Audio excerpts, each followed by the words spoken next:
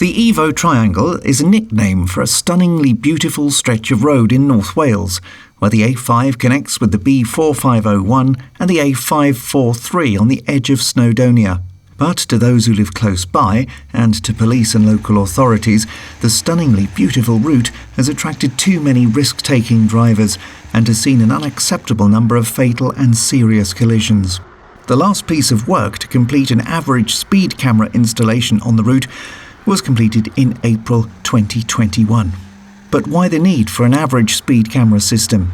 Chief Inspector John Aspinall of North Wales Police takes up the story. The ethos behind it for us essentially is to reduce casualties on the roads and make the roads safer for the people travelling on them and the people living in the area. The attractiveness of the roads, the publication behind the use of the roads meant that obviously there was an influx of people to the area. For some areas it's needed, it's wanted, the tourism is important. However, some of the driving that was being experienced on the roads isn't welcome. It's dangerous and to be quite frank, some local members of the community were coming across things that they should never see in their lives, some people that were seriously injured with limbs missing. It's not something that we want members of our community to ever see, and it can have an impact on individuals and wider communities as a whole. The contract to install the cameras was awarded to Jenoptik following a competitive tender process involving both Denbighshire and Conwy councils. Fundamentally, it's an average speed solution, as Geoff from Jenoptik explains. So it uses ANPR to detect a vehicle as it drives past each of the camera locations, and then a calculation of speed can be made between different locations, either locations that are next to each other or further apart. As well as the yellow poles with the cameras, there are silver poles which house infrared lighting units. And the advantage of the infrared lighting units is that there is no white puddle or dazzling flash of light 24 hours a day. So it means the system is effective and operational through all day, all hours, all weathers. Putting the cameras at the side of the road is only one part of a joined-up effort that seeks to improve engagement with road users and communities, as Go Safe Wales Partnership Manager Teresa Ciano explains.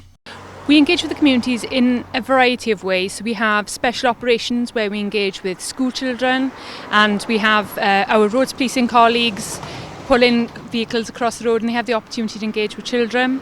We're very active on social media. We've got Twitter and Instagram account, and we use that for a variety of messages, both in terms of liaising with our partners, but also to communicate where we are, because the more we tell people where we are, the more likely we are that people will slow down. And our best cameras are where we catch nobody speeding, because there's compliance, therefore reducing risk on the road. So we would love everybody to get involved in Go Safe on Twitter and Instagram, and we've got a legacy project as well, which gives a voice to people bereaved by road death, but also for people involved in serious collisions that have affected their lives really, and we just want to tell that story from a personal point of view, as opposed to just our point of view as the people who deal with the end result. How does Chief Inspector Aspinall respond to the people who say another good fun road has been ruined by the cameras? We don't feel as if we're ruining roads, we're making them safer. We encourage people to come to North Wales. It's a beautiful place.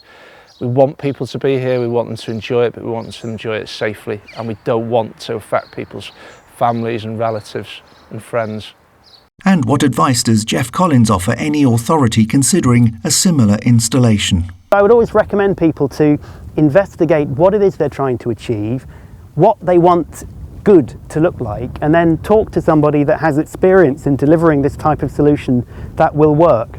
Because from the more than 200 average speed routes we've installed across the UK, they uniformly deliver a benefit in behaviour, a reduction in casualties where there's been a casualty history to start with. So clarity on what you want and good and effective design are absolutely key.